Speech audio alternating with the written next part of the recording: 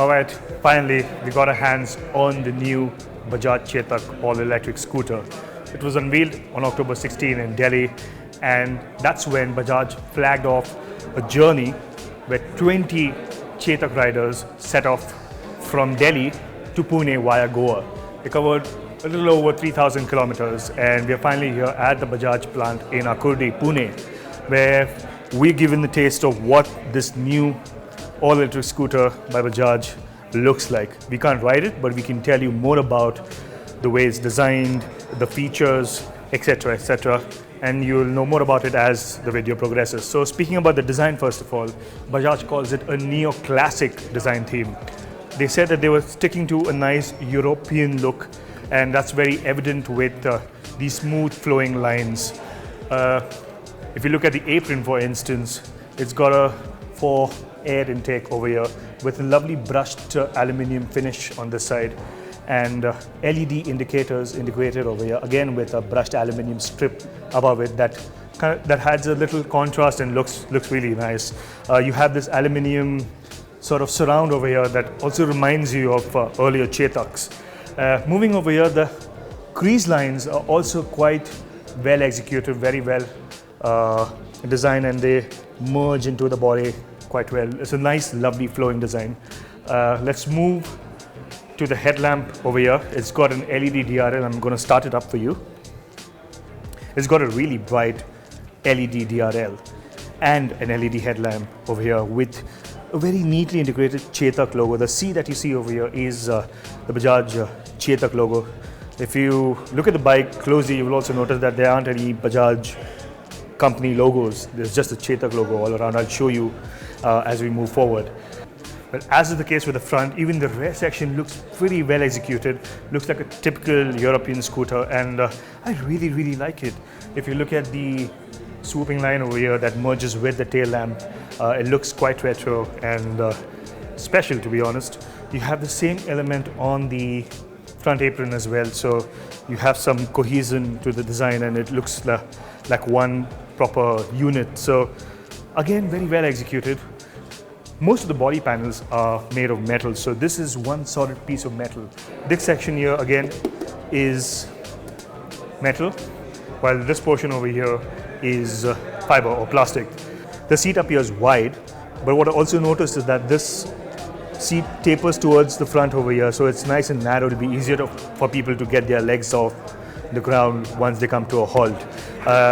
The floorboard, on the other hand, is pretty well spaced for somebody with size 10 shoes. I wear size 10 shoes, and this is the amount of space I'd need to keep my feet on the Chetak's floorboard. You can place a bag over here and use this to hang or hook your bag onto once you place it on the floor. So very neatly done. Again, as I mentioned, there are a lot of Chetak logos. It's right here. It's on the handlebar. A lot of C's that you'll find around. It's on the instrument panel.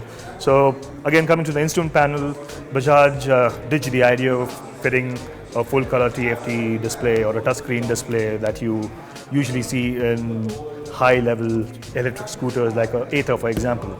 So it's a nice simple LCD unit. You also use this to switch between eco and power mode, and that affects the performance and the battery life.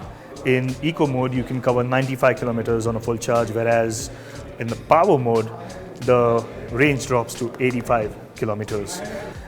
Speaking of the charge, it takes 5 hours to charge the battery completely from zero. Moving on, let me show you the storage areas. You press this twice, and that's where the storage compartment opens. In here is the charging cable and socket that Bajaj provides with the Chetak. It slots in nicely in this part of the glove compartment. You have the storage area for your medical kit, a toolbox, and your documents.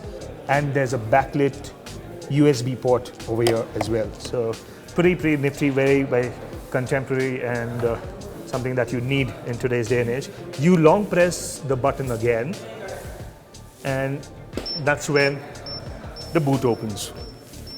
Now the boot space looks decent. You can probably fit in a bag and maybe a half-face helmet. over here, and there's adequate storage space. The battery is underneath over here. It is not a removable battery. In terms of battery life, however, Bajaj says that the battery life is 70,000 kilometers, and there's a 3-year, 50,000 kilometer warranty on the entire scooter. If you can look at the charging socket, it's placed pretty conveniently over here. You attach this to a charger that Bajaj will sell, and it's got a pretty neat blue colored cover, and it has a nice display over here to show you the amount of electricity you've consumed.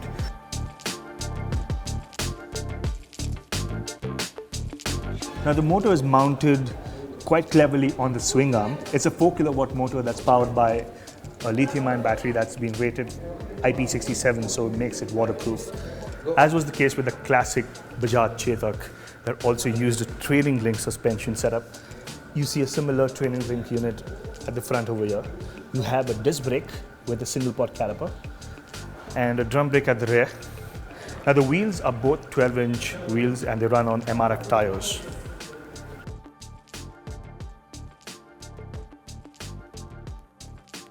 Now bookings for the Bajaj Chetak will open in the month of January 2020. The price they say will fall between the 1 to 1.5 lakh rupee mark, and they plan to sell the Bajaj Chetak through the existing network of KTM showrooms starting from Pune and Bengaluru.